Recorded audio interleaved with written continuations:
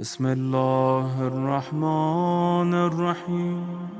امام سے جب کسی نے پوچھا امام زمانہ سے کہ ہماری پریشانیوں کا حل کس زیارت میں ہے، یعنی اگر ہم اقتصادی طور پہ پریشان ہو جائیں، رشتوں کے لیے پریشان ہو جائیں، کسی بھی مصیبت میں آ جائیں، مرض میں مبتلا ہو جائیں، قرض میں مبتلا ہو جائیں، تو امام نے فرمایا علیک بالجامعہ علیک بالجامعہ علیک بالجامعہ، اس زیارت کو پڑھو جو میرے دادا نے تعلیم کی ہے۔ تو زیارت جامعہ کا دستور ہمارے یہاں بہت کم ہے۔ ہم زیارت عاشور پڑھ لیتے ہیں، ہم زیارت اربعین پڑھ لیتے ہیں، ہم زیارت وارثہ پڑھ لیتے ہیں، لیکن سب سے عظیم زیارت جامعہ کہ جسے آپ ہر امام کے روزے میں پڑھ سکتے ہیں۔ مثلا آپ چوتھے کی بارگاہ میں جائیے تو یہی زیارت، پانچویں کی بارگاہ میں جائیے تو یہی زیارت، پہلے کی بارگاہ میں جائیے تو حد یہ ہے کہ رسول کے روزے پہ جائیے تو بھی یہ زیارت پڑھ سکتے ہیں، بی بی کے مزار پہ جائیے تو یہ زیارت پڑھ سکتے ہیں، کسی بھی امام کی قبر پہ جائیے تو یہ زیارت جامعہ آپ پڑھ سکتے ہیں، اور ہر پریشانی کا حل ہے، اور فضائل کا ٹھاٹے مارتا ہوا سمندر ہے۔ پوری دنیا کے خطبہ اور پوری دنیا کے ذاکرین اگر ممبروں پہ بیٹھ کے فضائل علی بیان کرنا چاہیں تو وہ علی کا وہ حق ادا نہیں کر سکتی پوری دنیا جتنا حق امام علی نقی نے زیارت جامعہ میں کیا ہے۔ اپنے دادا کے وہ فضائل، اپنے اجداد کے وہ فضائل، امامت کے وہ فضائل، اور اللہ سے وہ کانٹیکٹ بیان کیا ہمارے اس امام نے، امام کا۔ تو اگر میں کچھ الفاظ سناؤں تو ذرا صلوات بآواز بلند پڑھیں محمد علیہ وسلم۔ زیارت جامعہ کے کچھ الفاظ سوچ تو رہا تھا میں آخر میں پڑھوں تاکہ مجمع زیادہ ہو جائے، لیکن وہ تو ماشاءاللہ شروع ہی میں اچھے خاصے لوگ ہو گئے ہیں تو تحفہ ان کو ملنا چاہیے جو پہلے آئے، تو لہذا بجائے آخر کے میں شروع ہی میں پڑھ دیتا ہوں۔ بسم اللہ الرحمن الرحیم۔ زیارت جامعہ بہت ٹھیک ٹھاک زیارت ہے، لمبی سی زیارت ہے، تو اسے آپ جب زیادہ پڑھنے لگیں گے تو وہ جلدی سے ادا بھی آپ کر سکتے ہیں۔ من والاہم فقد وال اللہ، جو ان سے محبت کرے گا گویا کہ اس نے خدا سے محبت کی۔ دیکھیں پہلا ہی جملہ بڑا عجیب و غریب ہے۔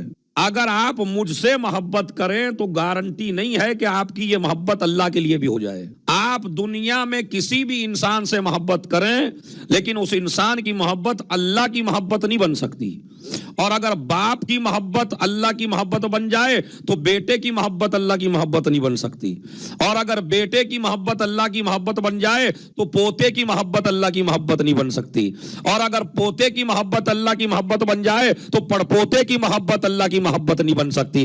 کمال یہ ہے اس جملے میں سب کے سب اماموں کی عصمت کی طرف بھی امام نے اشارہ کیا۔ من والاہم فقد وال اللہ، جو ان سے محبت کرے گویا کہ اس نے خدا سے محبت کی۔ اچھا اس کے بعد پھر چلیے، یہ تو محبت کے لیے، وَمَنْ عَادَاهُمْ فَقَدْ عَادَ اللَّهُ، اور جس آدمی نے ان سے دشمنی کی، یعنی ان 14 سے، جس نے ان 14 سے دشمنی کی گویا کہ اس نے خدا سے دشمنی کی۔ اب آج یہ زیارت جامعہ کا جملہ سن کے آپ کی فلسفہ سمجھ میں آ جائے گا کہ بعض لوگ نمازی ہیں، روزے دار ہیں، حاجی ہیں، دیندار ہیں، صدقہ دیتے ہیں، خیرات دیتے ہیں، مدرسوں کے مالک ہیں، کالجوں کے مالک ہیں، لیکن پھر بھی وہ اللہ والے نہیں ہیں، پھر بھی وہ رسول والے نہیں ہیں۔ کیوں؟ اس لیے کہ امام فرماتے ہیں من آداہم فقد آد اللہ، جو ان سے محبت کرے گویا خدا سے محبت کر رہا ہے، اور جو ان سے دشمنی کرے گویا خدا سے دشمنی کر رہا ہے۔ یعنی اگر اہل بیت کو نہیں مان رہا ہے تو دین کا کوئی عمل قابل قبول۔ یہ زیارت جامعہ کا نچوڑ ہے۔ اس کے بعد یہی نہیں رکے امام، من والاہم فقد وال اللہ ومن آداہم فقد آد اللہ، اور پھر فرمایا من عرفہم فقد عرف اللہ۔ بڑا قیمتی جملہ ہے، خدا کی قسم داد دیتے دیتے تھک جائیں گے میرے مولا کا جملہ۔ جس نے ان کو پہچان لیا گویا کہ خدا کو پہچان لیا۔ کیا فرمایا؟ من عرفہم، جو ان کو پہچان لے گویا کہ اس نے خدا کو پہچان لیا۔ کیوں؟ اب آپ کہیں گے ریزن کیا ہے کہ جو ان کو پہچان لے وہ خدا کو پہچان لیتا؟ دیکھیے ایک آدمی کی آپ خوشی کا اور رضا کا پتہ کہیں سے لگاتے ہیں؟ امام علی نقی کے جملوں کی گہرائی محسوس کریں آپ زیارت جامعہ میں، کہ جو ان کو پہچان لے گویا کہ خدا کو پہچان لیا۔ جو ان کو راضی کر دے گویا کہ خدا کو راضی کر لیا، جو ان سے محبت کرے گویا کہ خدا سے محبت کر دی۔ وَمَنْ جَهِلَهُمْ فَقَدْ جَهِلَ اللَّهُ، اور جو یہ کہے کہ میں ان کو نہیں پہچانتا تو سمجھ لیجئے وہ خدا کو بھی نہیں پہچانتا۔ یہ بھی جملہ ہے امام کا۔ اب آپ سے میں گزارش کروں گا کہ ان کی معرفت خدا کی معرفت کیسے بنی اور ان کی رضا خدا کی رضا کیسے بنی۔ آپ اب جلدی جلدی مجھے سوال کے جواب دیتے چلیے۔ آپ نماز کیوں پڑھتے ہیں؟ اللہ کی رضا۔ روزہ، حج، خمس، زکوٰۃ، نماز، دین کی پابندی، کوئی ایسا نہیں ہے جو اپنے لیے کرتا ہو، سب کے سب اللہ کی رضا کے لیے کرتے ہیں۔ اب اللہ کے چہرہ تو ہے نہیں بھائی، اگر آپ کو یہ دیکھنا ہو مولانا عزادار ہم سے راضی ہیں یا نہیں، تو اگر میں دیکھ کے مسکرانے لگوں تو سمجھ لے راضی ہوں، اور اگر میں منہ چڑھانے لگوں تو کہیں گے آپ تو ناراض ہیں قبلہ ہم سے۔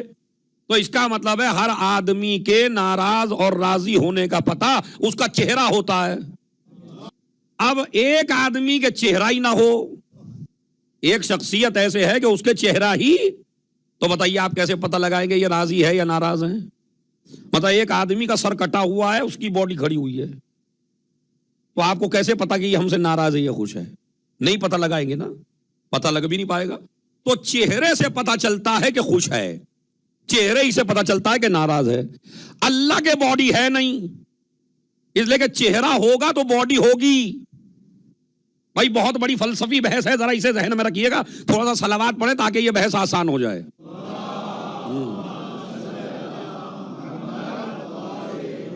خدا کی قسم یہ آسان بحث نہیں ہے، اللہ کے وجود کی بحث ہے جو میں امام علی نقی کے قول سے حل کرنا چاہتا ہوں۔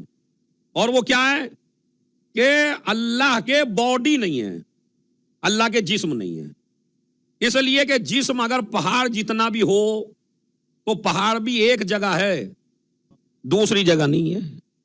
اب ہندوستان پاکستان میں جو پہاڑ ہیں بڑے بڑے وہ وہیں تو ہیں، یہاں نہیں ہیں، اور جو یہاں پہاڑ ہیں وہ وہاں نہیں ہے۔ تو اگر اللہ میاں پہاڑ جتنے بھی ہوں گے تو ایک ہی جگہ تو ہوں گے، دو جگہ نہیں ہو سکتے۔ تو اگر اللہ کے باڈی ہو جائے تو باڈی کی خاصیت ہے ایک جگہ ہونا اور دوسری جگہ نہ ہونا۔ اگر اللہ کے باڈی ثابت آپ کر دیں کہ اللہ میاں کہاں ہیں، کہاں آسمان پہ ہیں، تو اگر اللہ آسمان پہ ہیں تو زمین پہ نہیں ہے، اور اگر اللہ زمین پہ ہیں تو آسمان پہ نہیں ہے، چونکہ باڈی کی خاصیت ہوتی ہے ایک جگہ کو گھیرتا ہے دوسری جگہ کو خالی چھوڑتا ہے۔ ابھی آپ تھوڑی دیر پہلے اپنے آفس میں تھے یا گھر میں تھے تو امام باڑے میں نہیں تھے، اور اب امام باڑے میں ہیں تو گھر میں نہیں ہے۔ تو باڈی کی خاصیت ہوتی ہے ایک جگہ ہونا دوسری جگہ نہ ہونا۔ اب میں آپ سے بتانا چاہتا ہوں اللہ کا وجود ہر جگہ ہے، زمین پہ بھی ہے اور آسمان پہ بھی ہے۔ اب آپ کہیں گے دلیل، تو دلیل بالکل بڑی بہترین سی ہے، مگر آپ کو پتہ نہیں ہے کہ وہ دلیل کیا ہے۔ مگر دلیل بڑی مضبوط ہے، اللہ زمین میں بھی ہے اور اللہ آسمان میں بھی ہے۔ دلیل کیا ہے؟ دلیل ہے ہماری نماز کا وجود۔ سجدہ بتاتا ہے کہ زمین میں ہے، دعا بتاتی ہے کہ آسمان میں ہے۔ تو زمین اور آسمان کا پتہ یہ ہماری نماز دیتی ہے۔ تو اب اللہ کے باڈی نہیں ہے، اللہ کے جسم نہیں، اسی لیے باڈی کی خاصیت ہے نیند آنا۔ اگر باڈی ہوگی تو نیند آئے گی، اور اللہ کو نیند نہیں آتی، اللہ کو نیند نہیں آتی، اس لیے کہ اللہ کے باڈی، اور جس کے باڈی ہے وہ سوئے گا ضرور۔ میں توجہ چاہتا ہوں، جس کے بھی باڈی ہے وہ سوئے گا ضرور۔ تو اللہ کی علامتوں میں سے ایک علامت یہ ہے کہ اسے نیند نہیں آتی۔ مگر میرے مولا بھی رات کو نہیں سویا کرتے تھے۔ اب دنیا کہیں بہک نہ جائے تو ایک رات رسول نے فرمایا علی میرے بستر پر سو جاؤ۔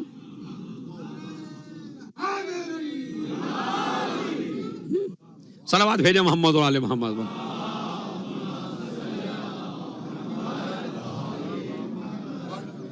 کہا یا نہیں کہا علی؟ یہ نہیں کہا علی میرے بستر پہ لیٹ جاؤ، کہا علی میرے بستر پہ سو جاؤ۔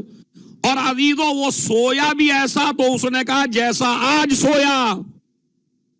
آپ کبھی کبھی سوچتے ہیں نا کہ بھائی سونے میں مرضی خدا کے مالک کیسے بنے؟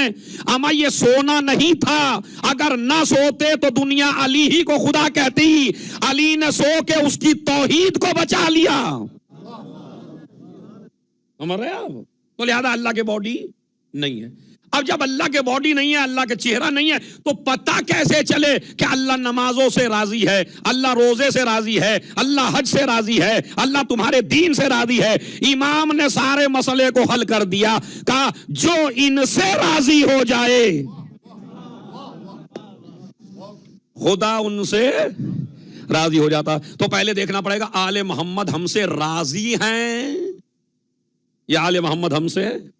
اگر آل محمد راضی ہیں تو خدا راضی ہے، آل محمد ناراض ہیں تو خدا ناراض ہے۔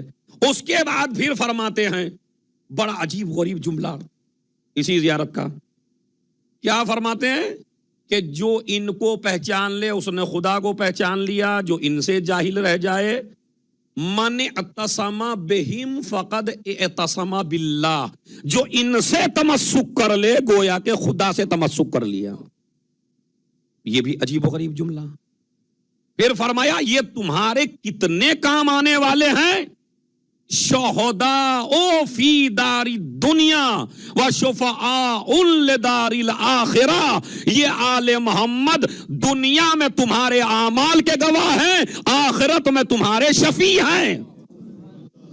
یعنی دنیا آباد ہے تو ان سے، اور آخرت آباد ہے تو ان سے۔ پھر فرماتے ہیں وَبِوِلَایَتِکُمْ تُفْتَرَضُ الطَّاعَ الْمُفْتَرَضَ تُقْبَلُ الطَّاعَ الْمُفْتَرَضَ۔ یہ سب سے قیمتی جملہ ہے جو آپ کو ہدیے کی شکل میں دے رہا ہوں زیارت جامعہ کا۔ امام فرماتے ہیں تمہاری کوئی بھی اطاعت قبول نہیں ہے اگر ان کی ولایت نہ ہو۔